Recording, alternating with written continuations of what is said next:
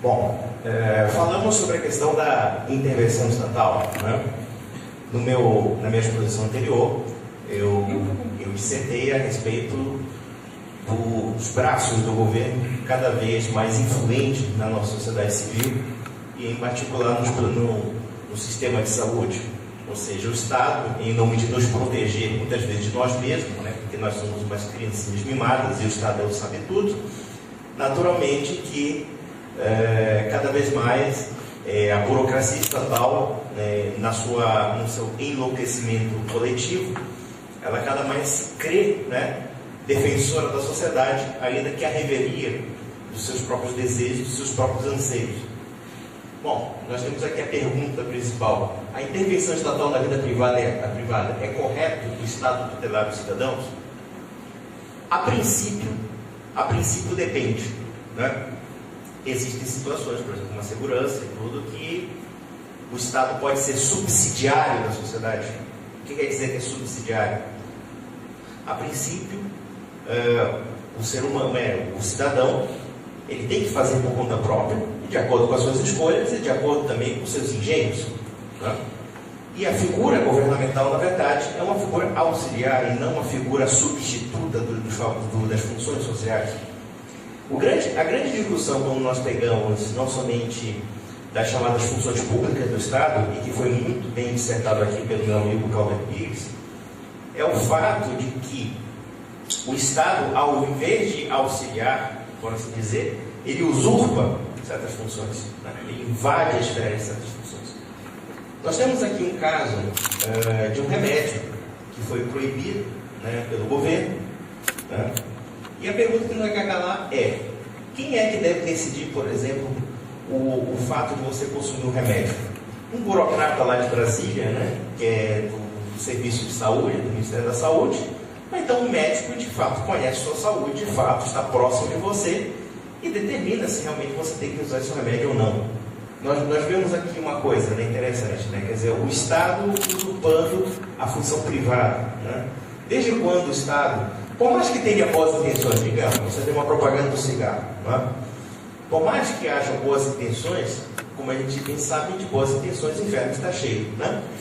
Então, quer dizer, desde quando o Estado, né, em nome desse bom mocismo, necessariamente tem o direito de invadir a esfera privada, a esfera do seu custo, para propagandear algo que é contra o seu produto ou contra, no caso, as necessidades do próprio consumidor.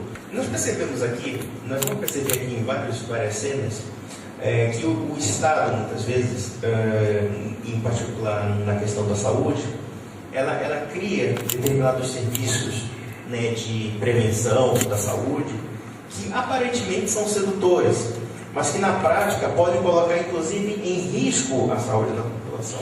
Nós vemos aqui, por exemplo, que uma discussão que ocorre muito nos Estados Unidos é sobre a aplicação de certas vacinas que são criadas por alguns laboratórios e que são usadas inclusive como testes. Ou seja, no final das contas, o governo, em solidariedade com alguns grupos farmacêuticos com intenções escusas, usa a população civil como uma espécie de cobaia, sem que a população saiba que está sendo usada, né? Já houve casos de alguns tipos de vacinas que, por exemplo, poderiam causar a esterilidade, ou então poderiam causar outros tipos de doenças. E aí a gente vai para um outro plano de discussão sobre os aspectos políticos da saúde pública atual, não somente no Brasil, como também no mundo. Nós sabemos, por exemplo, que a Organização Mundial de Saúde, a OMS, junto com algumas políticas como dos Estados Unidos, da Europa e até mesmo dos países como o Brasil, existem pessoas que motivados por uma ideologia distorcida, como o neomalthusianismo, dentro dessa aparente preocupação com a saúde pública, existem teóricos, e surgem nos anos 60 ou 70, né, teóricos do controle da natalidade, que através dos mecanismos de saúde pregam o controle populacional ou o controle de natalidade compulsório. Um exemplo clássico disso é a vacina, né? A vacina, ou seja, a vacina não pode ser utilizada como um instrumento de esterilização em massa da população sem que a população perceba. Isso não é teoria da conspiração, não. Existem documentos da ONU, né? Existem documentos de declarações de pessoas da OMS, inclusive do próprio governo americano. Recentemente, no governo Obama, teve um sujeito, que é um assessor dele, dizendo, ele escreveu um livro nos anos 70, dizendo que se deveria usar a água potável para envenenar a população e reduzir, né, o crescimento populacional. Ou seja, você está bebendo sua água, você está pensando em planejar ter família e ter filho. Não, o Estado já decide por você, você não terá filho. Né? Simplesmente vai te envenenar, aí, vai te intoxicar, vai esterilizar você compulsoriamente, em nome de teorias, muitas vezes translocadas, né, que acreditam, por exemplo, numa espécie de apocalipse mundial, de um apocalipse de falta de recursos na natureza. Naturalmente que tudo isso é uma farsa. Né? O mundo não está em colapso econômico, muito pelo contrário. O que o mundo produz, um atual sistema econômico, dá para sustentar a humanidade várias vezes. Né? Eu não vou me adequar naturalmente quais são os problemas da pobreza, né, da pobreza do mundo atual, esse não é o foco da questão, mas sim do fato de que a saúde pública, como um projeto monopolista do próprio Estado, ela pode instrumentalizar contra a saúde dos próprios cidadãos. Interessante, né? Interessante que é uma denúncia desse doutor Wolfgang Wodark, né? Denúncias de interesse dos grandes laboratórios, ou seja, quer dizer, através de instrumentos aparentemente oficiais, como a União Europeia, como a OMS, a Organização Mundial de Saúde, né? Ou então com os próprios governos nacionais, ou seja, os laboratórios de saúde, os laboratórios de remédios, de farmacêuticos, eles instrumentalizam sob uma aparência de saúde pública o quê? No caso, transformar a população como cobaia de experimentos biológicos, né? Experimentos com remédios que muitas vezes, se fossem usados de forma, por assim dizer, mais lícita, com certeza seriam proibidos. Né? Nós vemos aqui, a indústria Baxter enviou material para as vacinas contaminadas com vírus vivos da gripe aviar para laboratórios de 18 países. Quando o lote de 72 quilos da vacina chegou à República Tcheca, um dos técnicos do laboratório resolveu testá-la e todas as cobaias testadas morreram em seguida. Imediatamente ele fez uma análise das vacinas e descobriu-se que as mesmas continham vírus vivo, o que as tornaria uma arma letal, em vez de prevenir a doença. Apenas 3 meses depois, o OMS decretou a pandemia. Ou seja, nós percebemos que uma política estatal, né, com uma burocracia, né, em escala mundial, que a OMS é uma burocracia de escala mundial, né, que pertence à ONU, né, são capazes de, através de instrumentos de políticas públicas do Estado, de políticas de saúde do Estado, causarem a doença. E a pergunta que fica aqui, por que causar a doença? Né? Por que causar esse alarde? É interessante notar que quando a gente analisa determinados problemas da nossa atualidade, eles são provocados justamente para justificar mais intervenção estatal. Eles criam os problemas em grande parte para dizer assim, agora vem a burocracia salvadora da saúde, aí inventa mais burocracia, mais controle, né, mais fiscalização e cada vez mais transformando você literalmente em gado, num animal. Você vê aqui a questão da política de saúde sendo usada para o lucro fácil e desonesto, ou seja, empresas de saúde ligadas ao Estado, ligadas ao governo, ou seja, um conluio, né, chegam e vão criar um alarmismo na população, ou criar um medo, né, completo na população. Ou seja, você, por exemplo, no caso da gripe suína, nós vimos aqui que, na verdade, fizeram uma propaganda, né, de terror sobre a população para que determinadas vacinas ou determinados remédios fossem empurrados para ela, né, para que ela consumisse. E muitas vezes pagam pelo próprio Estado.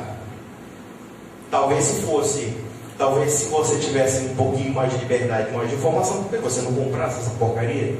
Veja uma coisa aqui, né? A OMS instrumentalizando a linguagem, a Organização Mundial de Saúde, instrumentalizando a linguagem para apavorar e intimidar a população e justificar determinadas políticas de Estado na saúde. Né? Você aterrorizar a população para que a população seja cada vez mais afeita ao controle da própria saúde. Eu estou desesperado, vou ter gripe, né? Eles criam a gripe e depois criam um remédio para você, né? Está parecendo aquela história do político que traz 6 milhões em Brasília para construir a ponte e mais outros 6 milhões para construir o rio que passa debaixo da ponte. Então é a mesma coisa, é a mesma safadeza. Olha só, né? Vacinas que matam. Vacinas que matam. Governo comprando vacina para envenenar você. Né? Em conluio, claro, de empresários safados. Você vê querendo ganhar dinheiro a todo custo, sem qualquer decoro ético, junto com um político também safado que está querendo te envenenar. Né? Aí você vê aqui alguns casos de vacina, né, que foram dados para pacientes em repartições públicas, saúde pública, e foram simplesmente envenenados e morreram. Olha só que coisa mais absurda, né? Até que ponto vai o controle estatal, da saúde, né? Ou seja, uma senhora em Portugal, ela foi submetida a uma esterilização compulsória, né? Algo parecido nós só vemos nos anos 20 e 30 nas políticas de eugenia, que, lembremos, não aconteceu somente na Alemanha nazista, não. Nos Estados Unidos aconteceram muito. Pessoas de cor negra, pessoas consideradas retardadas mentais, pessoas que tinham uma conduta social, por assim dizer, promíscua, foram esterilizadas à força. Tá? Ou seja, você não tem mais o poder sobre o seu corpo, você não tem mais o poder sobre como escolher ser tratado. O Estado escolhe para você essa coisa linda e maravilhosa, esse ovo filantrópico. Olha só, essa coisa que eu quero falar da Argentina, né? Na Argentina, ou seja, a vacina contra a rubéola, né? Na Argentina foi denunciado que havia agentes esterilizantes. Aí a gente percebe o casamento entre a política e a medicina, né? Ou seja, a medicina estatal sendo instrumentalizada para fins políticos, que é o que? O controle de natalidade. Ou seja, o Estado está querendo tirar de você a liberdade de você escolher ter filhos.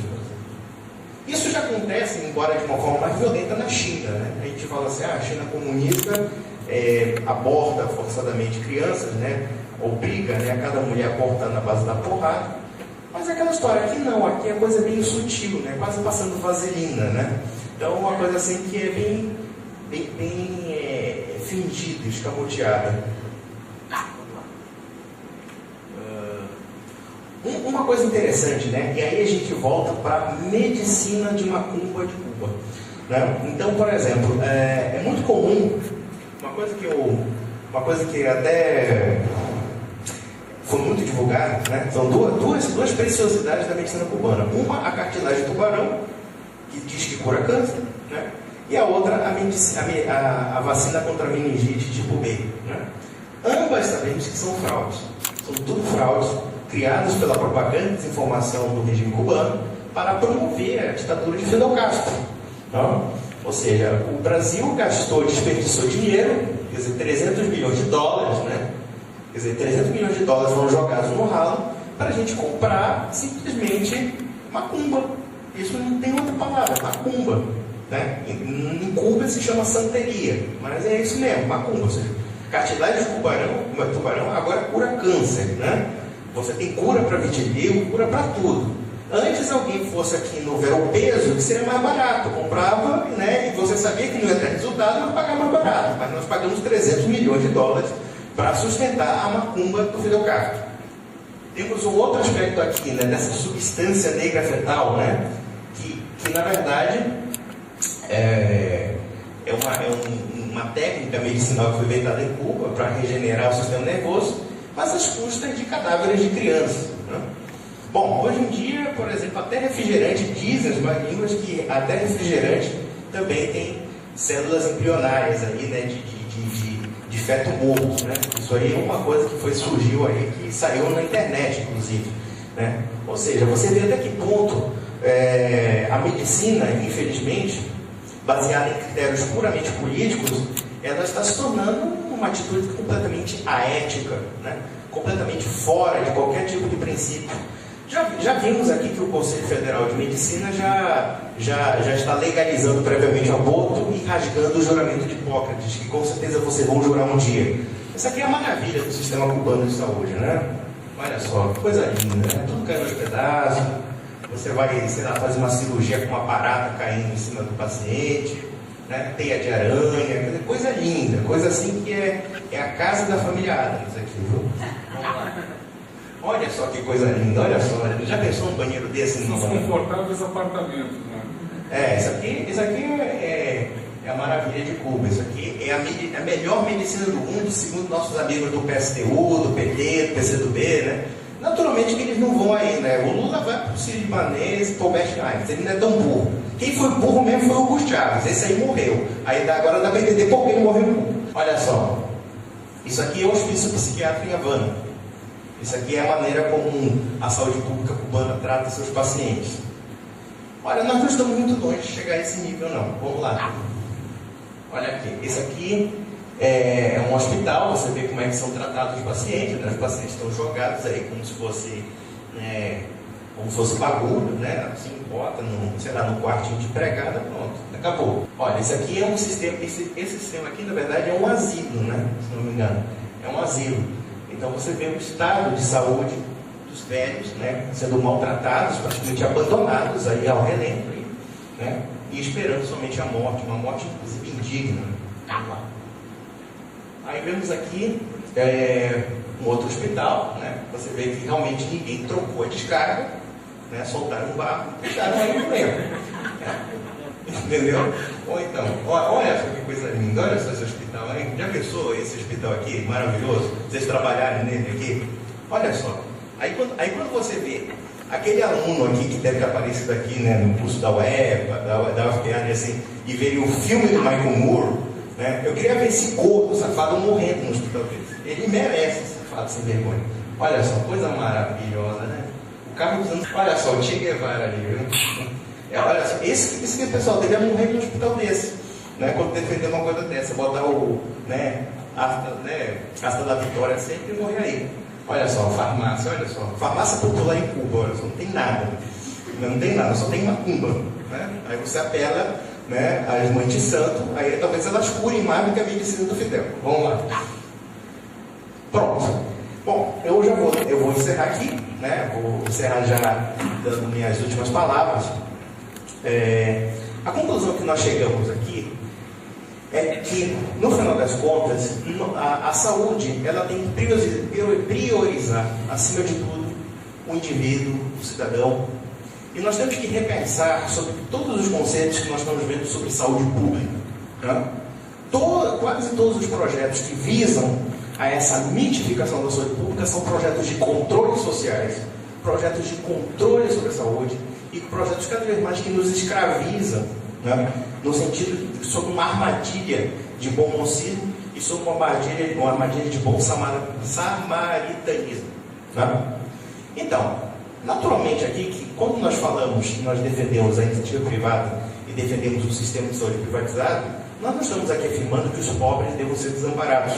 Eu penso que, inclusive, o sistema norte-americano, que hoje em dia está sendo estatizado na porrada pelo Sr. Obama, ele é um modelo viável, né? Ele tem um modelo viável, ou seja, as pessoas a princípio pagam, aquelas pessoas que têm condições de pagar, pagam seu serviço privado da maneira como lhe convém. E aquelas pessoas que não querem pagar, o Estado poderia até ajudar, né? Ou seja, quer dizer, defender a iniciativa privada não é ser contra o pobre. Defender a iniciativa privada é justamente pensar no nível de eficiência, né? Não somente na realocação de recursos, como também uma área de saúde um pouco mais digna, né? Que não fique matando pessoas em filas de hospital, ou então deixando pessoas ao completo abandono, quando na verdade nós estamos pagando muito caro por esse abandono. Muito obrigado. Nós procuramos aqui dar pinceladas, obviamente que numa exposição, ainda que tenha sido talvez um pouco longa, né? Existem muito mais casos de abusos estatais contra os cidadãos, mas eu queria alertar vocês quanto à consciência médica, quanto à liberdade do indivíduo de não aceitar que no seu corpo seja injetada nenhuma substância, ou que uma mulher seja obrigada a fazer uma esterilização, um homem uma vasectomia, né? E que também todos pensemos no quanto esses países, apesar de fazerem propagandas políticas demagógicas, transformam o ser humano de finalidade em meio. Não é por outro motivo que os governos vocês viram, governos até de países desenvolvidos, Canadá, Estados Unidos, Grã-Bretanha, estão tratando pessoas velhas, deixando elas à míngua. Por quê? Porque elas não são mais engrenagens que funcionem, né? Então, quando eles veem que o custo-benefício de manter aquela engrenagem já rota, desgastada, já não presta, então vai para o descarte. Porque isso aqui, na mentalidade deles, é o corolário da mentalidade coletivista, tá? Da mentalidade onde as pessoas são engrenagens do sistema e não fim em si mesmas. Bom, dito isso, eu queria agradecer pelos estudantes, pela liberdade, pela oportunidade que nos concederam, e querendo vocês entrar em contato conosco, façam sempre o que quiserem. Nós vamos publicar também esse material, o pessoal dos estudantes pode publicar também, viu? Quando assim que for editado, você pode deixar no site de vocês, e podem entrar em contato conosco por e-mail para tirar qualquer dúvida ou para convidar para fazer qualquer outro evento. Muito obrigado.